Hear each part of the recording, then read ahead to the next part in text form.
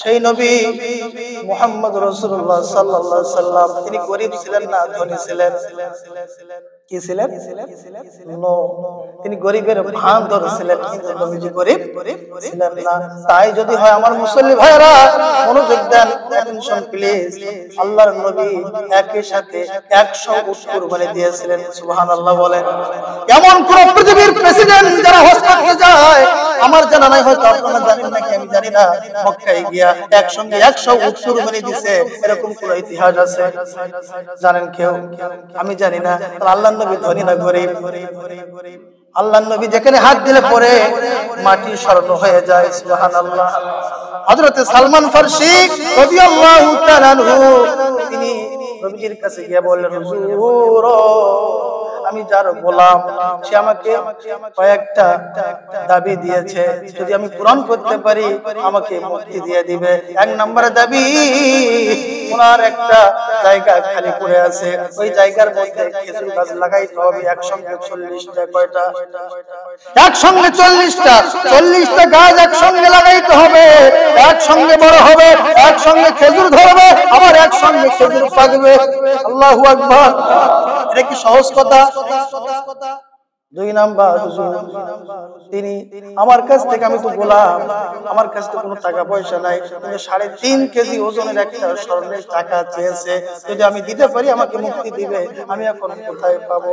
আল্লাহর নবী বলে, সালমান ফারসি তুমি চলো, ওই মুনিবের কাছে আমি যাইতে চাই। মুনিবের কাছে হুজুর চলে গেলেন, এ বললেন, ও আল্লাহর বান্দা, যদি আমি সালমানের কাছে করে দেই তাহলে কি হবে না? তিনি বললেন, হ্যাঁ অবশ্যই হবে। আল্লাহর নবী 40টা খেজুরের গাছ হাতে নিলেন, ওই ফাঁকা জায়গাগুলোর মধ্যে 40টা খেজুরের গাছ গাড়লেন, একসঙ্গে বড় হলো, একসঙ্গে খেজুর ধরলো, একসঙ্গে খেজুর কাটলো।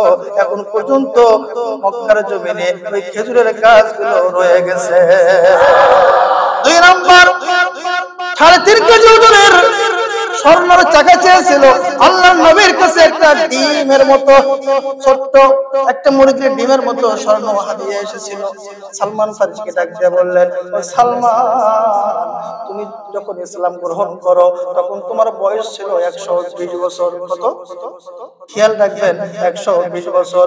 ও সালমান, আমার কাছে একটা হাদিয়া এসেছে, ডিমের মতো দেখা যায়, কিন্তু এটা তুমি নিয়ে গিয়ে তোমার মুনিবের কাছে দাও। সালমান ফারসি বলে, হুজুর সামান্য ডিম, এটা কেমনে 3.5 কেজি ওজন হবে? আল্লাহর নবী বলে, আমার হাত দিয়ে তোমার হাতে দিলাম, যাও ওজন করে দেখো। সালমান ফারসি ওই ডিমের মতো স্বর্ণটি ওজন করার পরে দেখলো 3.5 কেজি ওজনের চেয়েও বেশি হয়ে গেছে। সম্মানিত ভাইরা, আমার নবীর হাতে বরকত আছে না নাই? সেই নবী গরিব হতে পারে না? গরিবের ভান নিয়েছে। সেই নবীকে উহুদ পাহাড় স্বর্ণ করে দিতে চেয়েছিল আল্লাহ রাব্বুল আলামিন, তারপরও নবীজি দেন নাই। কারণ নবীজি দেখাইতে চান আমি গরিব হয়ে পৃথিবী থেকে চলে যেতে চাই, তারপরও আমার উম্মতেরা আমার আদর্শ মোতাবেক যদি জীবন যাপন চালায়, আমি রাসূল কথা দিলাম, যত বড় কষ্ট হোক না কেন, কিয়ামতের ময়দানে ওই উম্মতগুলো আল কাসিম হাবিবুল্লাহ, তারা কোনো সাধারণ মানুষ নয়, ওরা কাজ করে খায়, গরিবের বেশে খায়, ওই লোকগুলো আমি রাসূলের বন্ধু।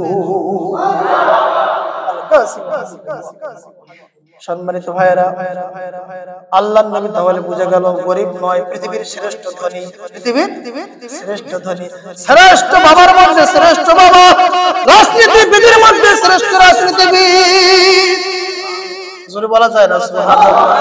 সম্মানিত ভাইরা, স্বামীর মধ্যে শ্রেষ্ঠ স্বামী, যেই দিকটা আপনি যান না কেন 100 আমার নবীকে আপনি পেয়ে যাবে। আয়াতের দিকে চলে যায়, আল্লাহ তাআলা বলেছেন, ইন্না সলাতি ওয়া নুসুকি ওয়া মাহইয়ায়া ওয়া মামাতি লিল্লাহি রাব্বিল আলামিন। সম্মানিত ভাইরা, যখনই কুরবানির সামনে চলে আসে তখনই কিন্তু আমরা কুরবানি দেওয়ার জন্য পাগল হয়ে যাই, তাই না ভাই? এই কুরবানির আগে আল্লাহ কি বললেন? যেমন আমরা সবাই জানি নামাজ হলো বেহেশতের চাবি, মিফতাহুল জান্নাতিস সালাহ, জানি না ভাই? নামাজ হলো বেহেশতের চাবি। বলেন তো, ইহুদিরা কি নামাজ পড়ে না? শনিবারে ইহুদিরা নামাজ পড়ে, রবিবারে কে নামাজ পড়ে? খ্রিস্টানেরা। তো নামাজ যদি জান্নাতের চাবি হতো, তারাও কি জান্নাতে যাবে? আল্লাহর হাবিব সাহাবাদেরকে ডাক দিয়ে বললেন, আয়াতের মধ্যে শ্রেষ্ঠ আয়াত, এই আয়াতটা আমরা সবাই জানি, একটু একটা জুমলা হলেও আমরা জানি, আল্লাহু লা ইলাহা ইল্লা হুয়াল হাইয়ুল কাইয়্যুম।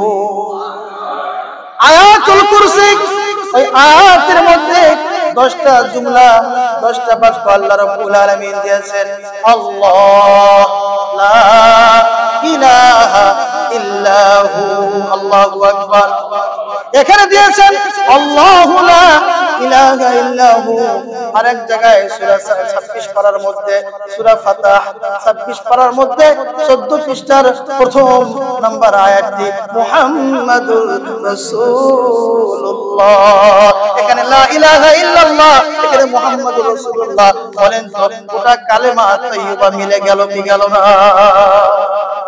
সম্মানিত ভাইরা, আল্লাহু লা ইলাহা ইল্লাহু, এই কালেমাটি আমরা সবাই পড়ি কি পড়ি না? পড়ি না? প্রত্যেক 5 ওয়াক্ত নামাজে আমরা দোয়া করি। দোয়া করার পরে লা ইলাহা ইল্লাল্লাহু মুহাম্মাদুর রাসূলুল্লাহ বলে আমরা হাত নামাই, নামাই কি নামাই না? তখন আমাদের জবান থেকে বাইর হয় না। যখন আমরা লা ইলাহা ইল্লাল্লাহ মুহাম্মাদুর রাসূলুল্লাহ জবান থেকে বাইর করি, অন্তর থেকে, একবারে তাকওয়া থেকে খালিস নিয়ত নিয়ে এই কালেমাটি যখন আমরা তেলাওয়াত করি, আল্লাহর আরশের নিচে যে খুঁটি আছে, ওই খুঁটি নড়া শুরু করে দেয়। সুবহানাল্লাহ। আল্লাহ বলে, ও খুঁটি, তুমি এরকম করে ঝুলতেছো কেন, কাঁপতেছো কেন? খুঁটি ডাকতে বলে, রব্বি কারীম, ও প্রভু, আমাকে যে তেলাওয়াত করলো, জবান থেকে উচ্চারণ করলো, তাকে যতক্ষণ পর্যন্ত আপনি মাফ না করবেন, ততক্ষণ পর্যন্ত আমি কাঁপাকাঁপি শুরু করব না, বন্ধ করব না। যতক্ষণ পর্যন্ত আপনি তাকে মাফ না করবেন, ততক্ষণ পর্যন্ত আমি কাফা বন্ধ করব না। আল্লাহ রাব্বুল আলামিন বলে, ও আমার আরশের খুঁটি, তুমি থেমে যাও। আমি কথা দিলাম যে একবার কালেমা পড়লো, উচ্চারণ করলো, আমি আল্লাহ ওই বান্দা বান্দীদেরকে মাফ করে দিলাম।